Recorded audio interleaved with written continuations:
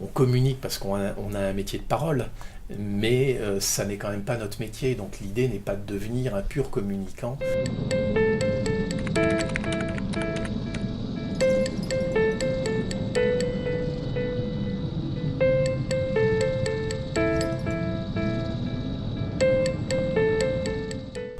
On est censé effectivement avoir une stratégie. Dans la vraie vie, on n'en a pas nécessairement. Je dirais, lorsque vous arrivez au cas d'espèce un petit peu avant 16 heures sur ce type de scène de crime, vous êtes davantage focalisé sur le début de l'enquête, le service à désigner, la coordination des premières recherches, l'information de la hiérarchie, puisqu'il faut informer le parquet général qui informe le ministère. Je dirais, il y a énormément de choses à faire pour le professionnel de l'enquête qui est le procureur de la République.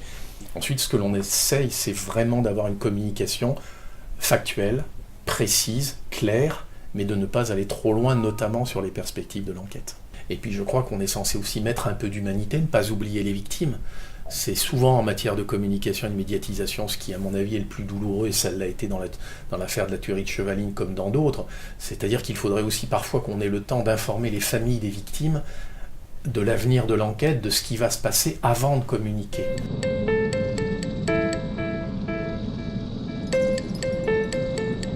On a quelques média training à l'École nationale de la magistrature. Je dirais, on apprend surtout à s'exprimer face caméra ou devant un micro.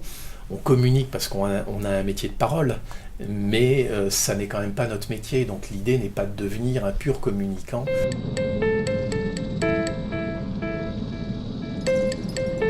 Magistrats, et notamment du parquet, ont un guide en matière de communication qui est l'article 11 du Code de procédure pénale, qui autorise la communication mais sous certaines réserves. Théoriquement, l'enquête est secrète. Donc, on pourrait dire enquête secrète, je n'ai rien à vous dire, au revoir. En même temps, le procureur de la République est seul habilité pour s'exprimer de manière objective, donc de manière extrêmement factuelle.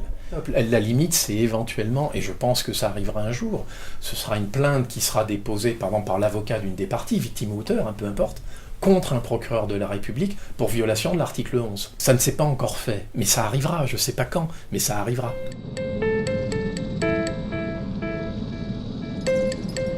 Le credo souvent chez un magistrat du parquet, c'est d'avoir peur du journaliste.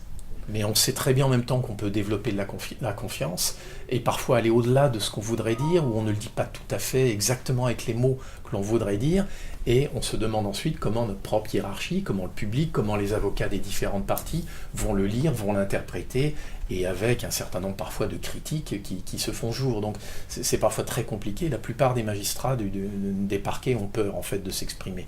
Peur entre guillemets, le mot est un peu fort, mais il y a une forme d'inquiétude.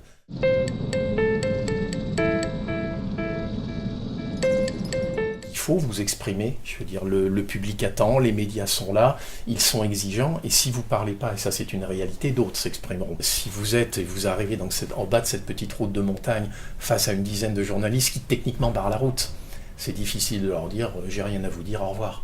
En communiquant beaucoup, mais ça c'était pas une stratégie, je m'en suis aperçu après coup, mais en communiquant beaucoup, j'ai figé les journalistes sur le lieu du tribunal, et ils n'étaient pas ailleurs, ou très peu. Et pendant qu'ils n'étaient pas ailleurs, les enquêteurs pouvaient enquêter au calme. Donc d'une certaine façon, je les ai protégés.